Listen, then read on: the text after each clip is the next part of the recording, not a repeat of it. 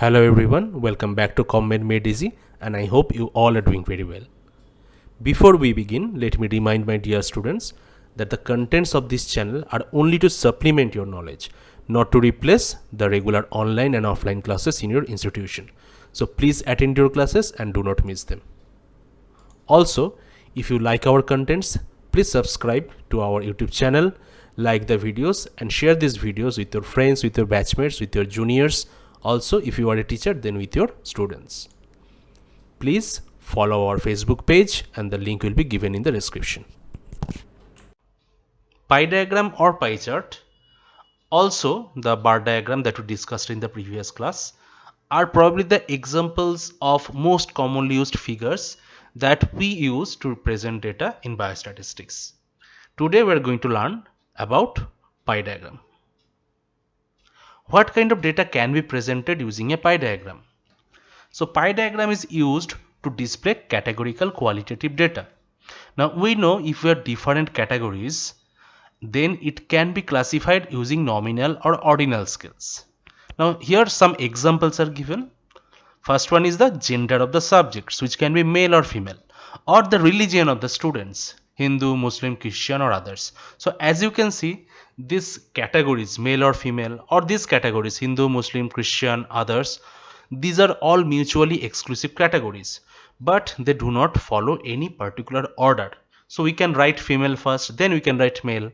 Similarly, we can write Christian first, then Hindu, then others, then Muslim, like this. So any particular order does not need to be followed, and that is why these two are examples of nominal scale.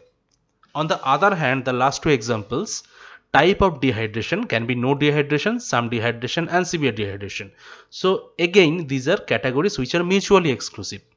A person cannot have some dehydration along with severe dehydration. So either he has some dehydration or he has severe dehydration. So they are mutually exclusive. But these options or categories have a particular order. So as you can see, it is written in increasing level of dehydration. No dehydration, some dehydration, severe dehydration. Similarly, the level of blood pressure, the categories can be in increasing order of level of blood pressure. Normotensive, which is the normal range of blood pressure, hypertensive, and in between normal blood pressure and hypertensive range, we have the prehypertensive. So these last two examples are ordinal scales. So any data that can be classified by nominal scale or ordinal scale can be presented with a pie diagram. What is a pie diagram or pie chart?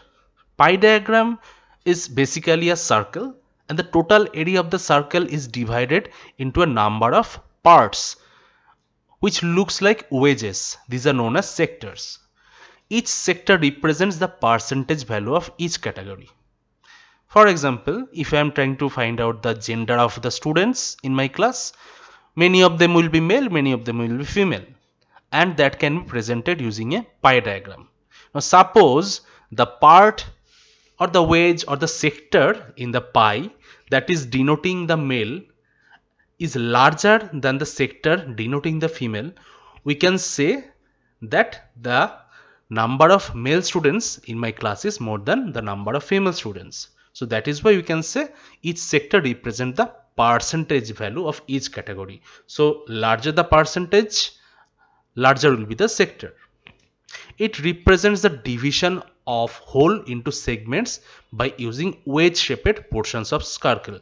So we shall look at this in the example in the next few slides. Degrees of each angle denote the frequency and area of the sector. So if a particular sector is larger than the other, then the degree of that wedge will also be larger. And if we have larger degree, that means we shall also have the larger area. Areas of segment of a circle can be compared. As I mentioned earlier, if a particular sector is larger, that means it has more area compared to the other sector. So that means it has the highest frequency. How to draw a pie diagram? This is very important because we have seen students making the common same mistakes again and again while drawing a pie diagram. It can be drawn manually or using basic and advanced statistical software. So if you are a student appearing in any exam, in that case you will have to draw it manually. For that you can take the assistance of geometry box. But if you are doing your thesis or dissertation or your research, short study, etc., for that you can use basic and advanced statistical software. Even MS Excel spreadsheet has an inbuilt option for drawing a bar diagram, pie diagram, any kind of diagram. The pie diagram is basically a circle. So we know that a circle covers 360 degree. So if we consider the whole area or 100% area of the circle, it covers the 360 degree. Dividing both sides by 100, we get 1% of the area cover 3.6 degree. So this is important. Always remember 1% is equal to 3.6 degree. Next, we have to measure the size of each angle, and it is calculated by multiplying the class percentage with 3.6, or alternatively dividing the class frequency by total observation and multiplying the whole thing with 360 degree. We shall explain this part in the later part of our video. Now this is another common mistake and we should be very cautious about this.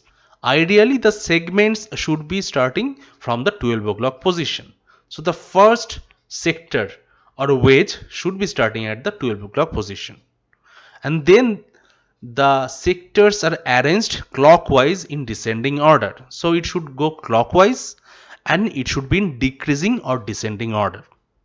Percentage of each sector should be mentioned outside the sector. In the previous slide we said that we have to find the percentage. Alright, this class percentage. Beside each sector but outside the circle, these percentages should be mentioned. Degree is calculated for drawing the diagram, but it is not necessary to mention the degrees in the pie chart or pie diagram. Legend or index must be added to represent different categories. So if we have multiple sectors in any pie chart or pie diagram, we shall have at least 2 sectors. We can have even more than that. So for multiple sectors we can use multiple colors, different colors, or even different kind of shades. It is important that we have a legend or index beside the pie diagram so that we understand which color or shade represents which category.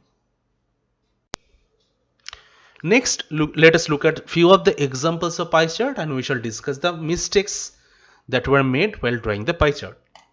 The first one is the type of transport availed. So you can see that 40% people availed car, 20% availed bus, 30% availed bicycle and 10% availed train. So what are the mistakes here? The first mistake is the first sector starts somewhere at 10 o'clock position, but it should have started in the 12 o'clock position. So this is the first mistake. What else? The sectors are not drawn in descending order. So the first sector is car, that is 40%, then you have 20%, then you have 30% and then 10%. So ideally it should have been 40% followed by 30%, then 20%, then 10%. What else? They have mentioned the name of the categories and the percentages inside the circle. So this 40%, 20%, 30% should have been outside the circle beside each sector. And also they could have used any legend or index here. The pink color denoting the car, green color denoting the bus, bicycle denoted by blue color, and orange denoting the train. So like this. So here we do not have any legend. The percentages are written inside the circle. The sectors do not start from the 12 o'clock position and they are not arranged in descending order. So these 4 mistakes are there in this particular example. Coming to the next example, that is pie chart of job classification. So this is good practice that they have mentioned the index here or the legends. So blue color denotes the janitorial work, manufacturing, marketing, research and development, sales, etc. Right. Also the sectors have started from the 12 o'clock position. But what are the mistakes here? You can see the red sector is definitely the largest sector. That is followed by the green sector. And this blue sector is definitely the smallest sector. I cannot mention anything about the orange and the yellow sectors, they look very similar. So the first mistake is it is not arranged in descending order. Even though the sectors have started from the 12 o'clock position, but they are not arranged in descending sector. So ideally this red sector should be starting from the 12 o'clock position, followed by the green sector. Then maybe the yellow sector, maybe the orange sector. Which brings me to the second mistake. I am confused between the orange sector and the yellow sector because the percentages are not mentioned in this pie diagram. So I cannot tell how much percentage uh, of the people have manufacturing job or the R&D job, like this. So the percentages should have also been mentioned beside the circle. So that is another mistake. Otherwise this looks quite fine. Coming to the third example, pet ownership.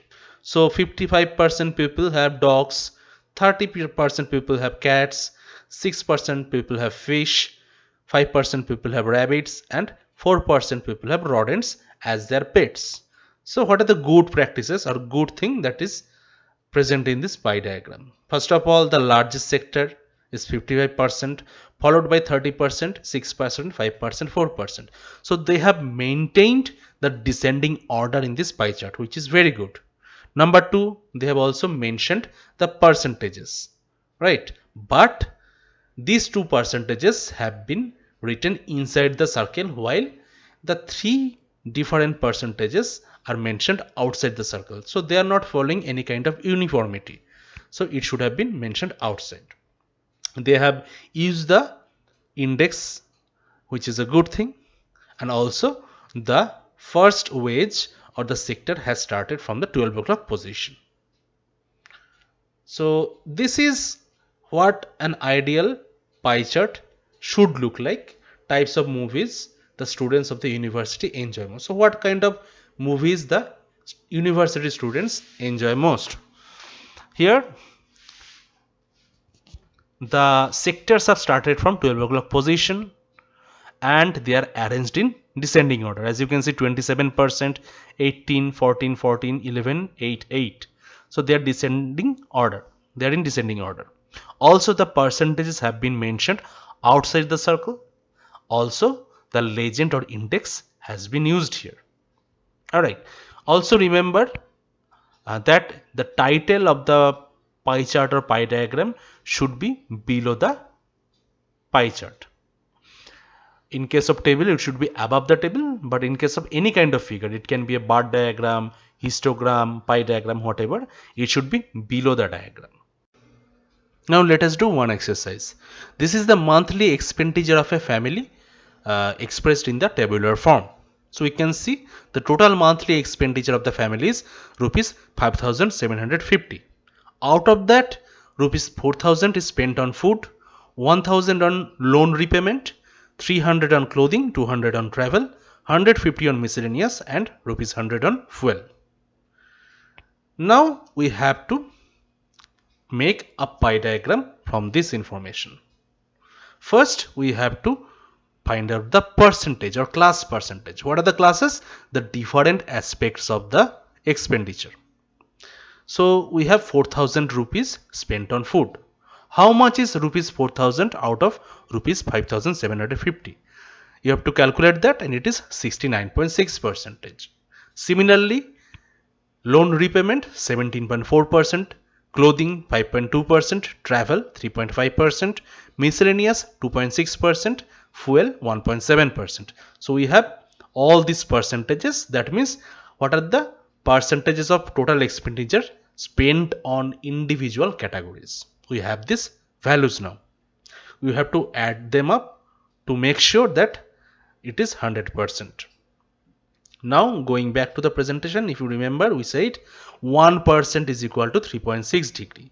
So whenever we have these percentages, then we can convert this percentage into degree. So we have to multiply this percentage with 3.6.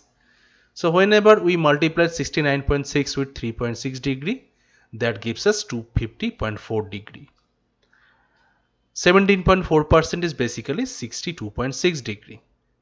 So like this, we have different degrees for the angles of individual sector for each aspect of the expenditure, and they should add up to 360 degree, which is the total angle of a circle. Next, we have to draw the pie diagram because we have already got all the angles that we need. And also remember that all this should be mentioned in descending order. Even when calculating these percentages and degree, even if they are not in descending order, but while drawing the pie diagram, you should always make it in descending order. So the pie diagram should look somewhat like this. So this is 69.6% mentioned in, or rather presented in blue color, which represents the food. So we can say that 69.6% of total monthly expenditure is spent on foods. Then we have loan repayment 17.4%, transport, we have clothing here 5.2%, transport 3.5%, miscellaneous 2.6%, and 1.7% fuel. So what do we see here? The sectors have started from the 12 o'clock position. The sectors are arranged in descending order, and the percentages are mentioned outside the circle beside the respective sectors. And on the side we have also used some kind of index, so that is also important. And below the diagram we have the title, figure 1, pie chart showing distribution of monthly expenditure of the family. So this is how you are supposed to draw a pie chart. So whenever you get some kind of values here, you have to calculate the percentages for individual item and multiply the percentages with 3.6 to get the angles. When you have the angles or the degrees, you can draw the pie diagram. But remember, it should always start at 12 o'clock position, should be arranged in descending order, the percentage should be mentioned outside the circle, and the legend or index should be written here or mentioned here. So with this, we conclude today's session on pie diagram. If you like the video, please subscribe to our channel and share this video with your batchmates, juniors, and friends from other colleges. We also have our Facebook page that you can follow. The link is given in the description. Take care, and we shall see you in our next video.